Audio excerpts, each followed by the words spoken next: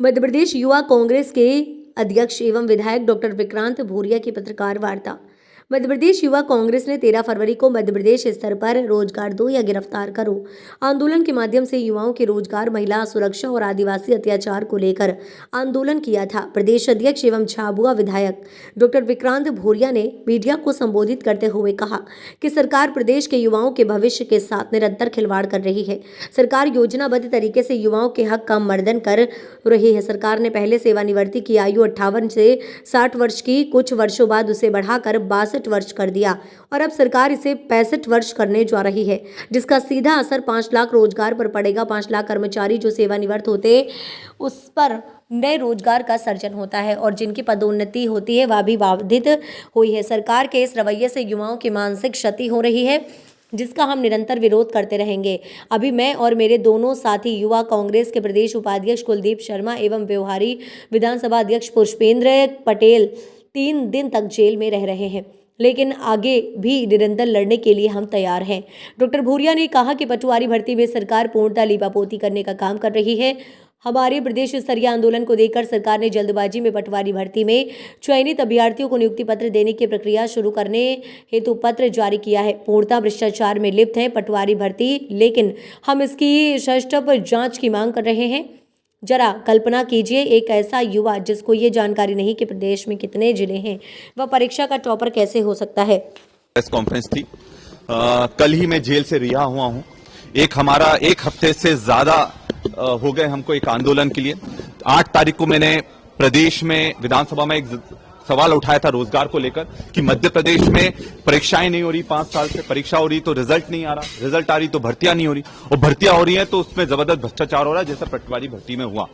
और इसको लेकर 13 तारीख को एक बहुत बड़ा जंगी प्रदर्शन था और उसके बाद हमें जेल भेज दिया गया था 3 लोगों को, मुझे, पुष्पेंद्र पटेल को और कुलदीप शर्मा को, और 3 दिन से हम जेल में थे। और जेल में फिर एक सरकार ने आदेश पारित करा, आदेश जारी करा, जिसमें ये उन्होंने करा कि जिन जिन परीक्षाओं के परिणाम आ गए हैं कर्मचारी चयन मंडल के, उनकी वो नियुक्तियों के लिए उन्हें आदेश दे दिए। तो ये हमारे लिए एक बहुत बड़ी जीत है, हमारे संघर्ष की जीत है। पर उसके बाद उन्होंने जिस तरह का व्यवहार करा कि 16 को ना रिहा करते हुए 15 को ही रात के अंधेरे में रिहा करा गया, जबरदस्ती करा गया। हमने कोई भी जमानत नहीं ली थी, ना मुचलका भरा था, उसके बाद भी हमको बाहर निकाल दिया गया और बिना कुछ अपने लोगों को सूचना देने के लिए। ना हमारे सिक्योरिटी वाले, मैं एक चुना हुआ जनप्रतिनिधि हूं, एक एमएलए हूं, यूथ कांग्रेस का प्रदेश अध्यक्ष, जवाबदार पद पर हूं, उसके बाद भी बाहर निकलने के बाद ना मेरे पास मोबाइल था, ना मेरे पास साथ में कोई लोग थे। और प्रशासन ने यह भी नहीं समझा कि कम से कम एक गाड़ी की व्यवस्था कर दे जो घर तक हमें छोड़ दे। और वो तो एक जन जो साथ में छूटा, उसके माध्यम से मैंने फोन लगाया, लोगों को बुलाया। तो इस तरह की जो लापरवाही है, सरकार को इस चीज में समझना चाहिए।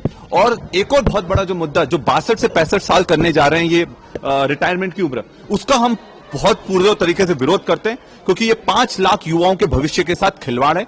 जो 5 लाख कर्मचारी सेवानिवृत्त हो रहे थे, पहले 58 साल थी, उसके बाद 60 करी, उसके बाद 62 करी, 62 से 65 करने जा रहे हैं। तो सरकार को अपनी जवाबदारी समझना चाहिए और युवाओं के रोजगार के साथ किसी भी तरह का छल नहीं करना चाहिए। और जो ऑनलाइन गेमिंग को लेकर इन्होंने 28% टैक्स लगाया है, इसका पुरजोर विरोध करते हैं। आपको बैन करना चाहिए। ऑनलाइन गेमिंग से पूरे परिवार खत्म हो रहे हैं, उनके बच्चों को मानसिक बीमारियां हो रही हैं। आज बिना मोबाइल के कोई बच्चा खाना नहीं खाता है। ये सब एडिक्शन है। इस चीज को ना समझते हुए उसको बंद करने की जगह उसमें 28% लगा, 28% देगा बच्चा, उसके पिताजी की गाड़ी कमाई से देगा, पर नुकसान किसका हो रहा है? जनता का नुकसान हो। तो सरकार को इसको कमाई का अवसर नहीं देखना चाहिए, इस पर रोक लगाना चाहिए।